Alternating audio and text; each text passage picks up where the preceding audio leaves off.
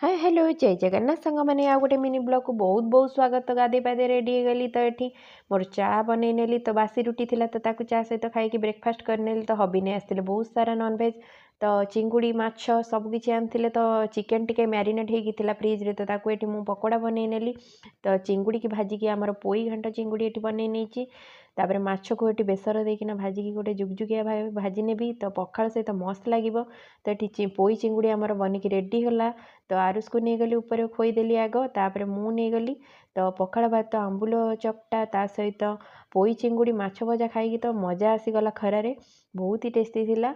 तो संध्यारे नहीं आसिले हबी चिकेन मोमो ता सहित बिरयानी चिकेन बिरयानी तो ये आम समस्त मिसिकिना ताको एंजॉय कलु। हबी किंतु खाइले पखाल भात को माछ भजा तांकर बहुत ही फेवरेट तो सी खाई नेले आरुष भी सहित खाई नेला। जदि वीडियोटी भल लगे तो लाइक शेयर सब्सक्राइब निश्चय करेंगे। जय